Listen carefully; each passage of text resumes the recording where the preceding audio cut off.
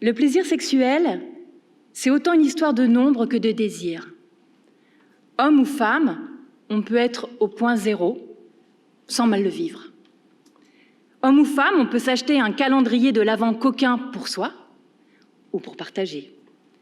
Chacun son désir tant que l'autre, s'il y a autre, est respecté, tant que nous nous respectons nous-mêmes.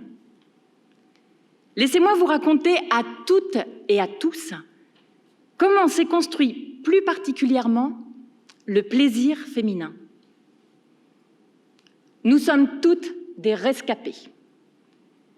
Beaucoup se sont interrogés, beaucoup d'hommes savaient, mais les femmes n'ont pas pu témoigner.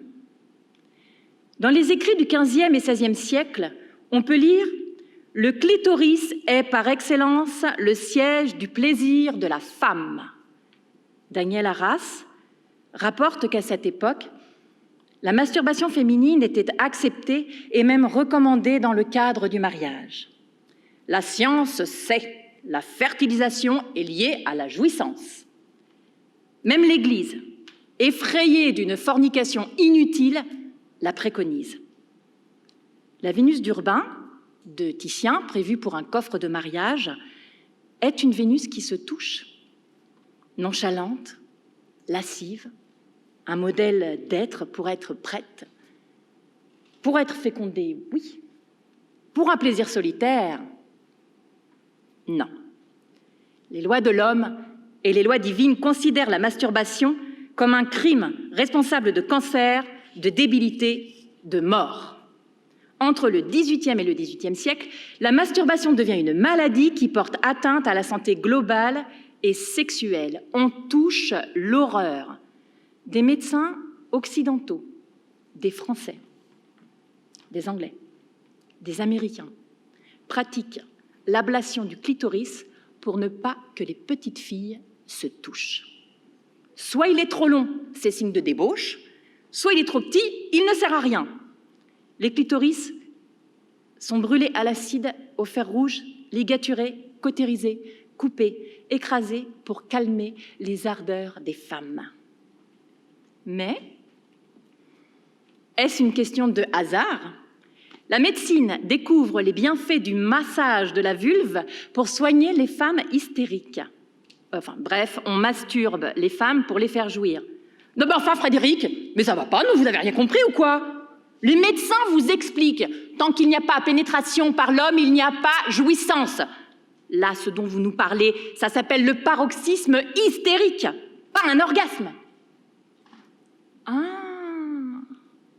Ah, d'accord. Donc, les médecins habilités massent les vulves des femmes pour les faire paroxysmer hystériquement et tout cela professionnellement ? Et ça porte un nom, ça, non ? En 1880, pour soulager les médecins, cette fois de douleurs à l'avant-bras à force de masser les hystériques, Joseph Mortimer de Granville invente le premier appareil mécanique masturbateur. La brèche est ouverte.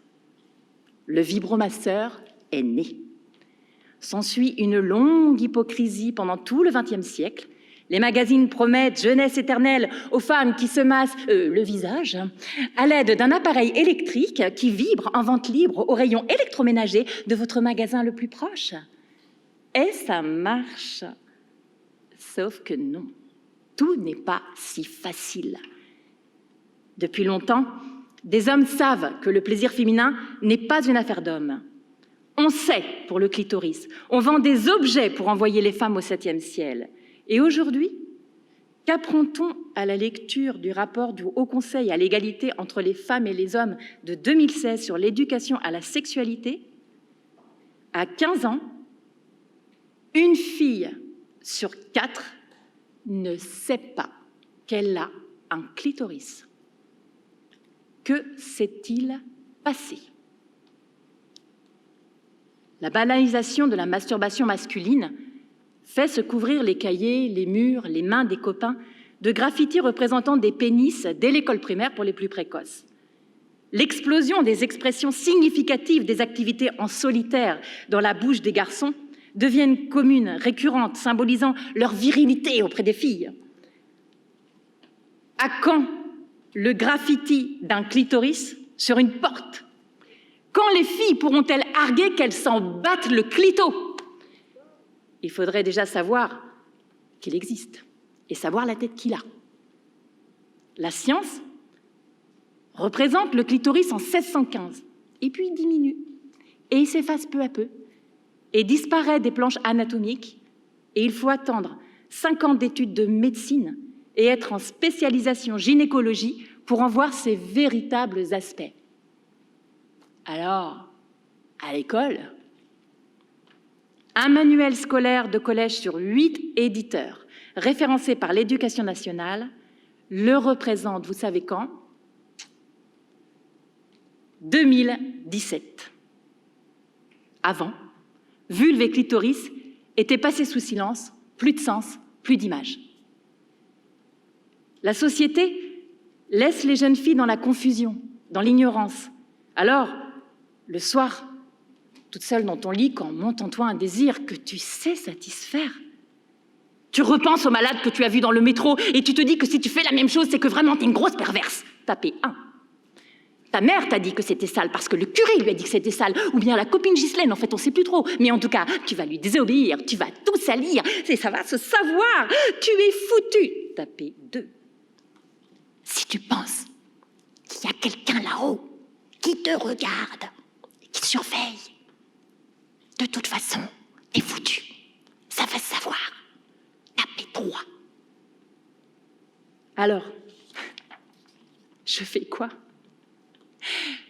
J'allume la lumière, je prends mon téléphone, je fais allô docteur et je cherche un psy, parce que là, maintenant, il faut que ça s'arrête. Je peux aussi faire le choix de me connaître, d'apprendre ce que je préfère, ce que j'aime, ce que je n'aime pas, d'apprendre qui je suis. Je peux en parler, dire avec des mots, nommer, toucher, sentir, voir, comparer, pourquoi pas, évoquer mes sensations sans culpabilité, parce que je suis libre. Les croyances, les superstitions portées par les hommes s'insinuent dans la tête des mères qui transmettent le message à l'enfant.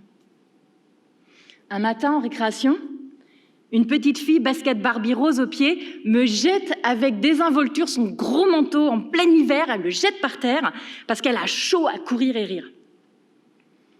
Puis elle revient un jour et ne quitte plus son manteau. Nous ne sommes plus en hiver.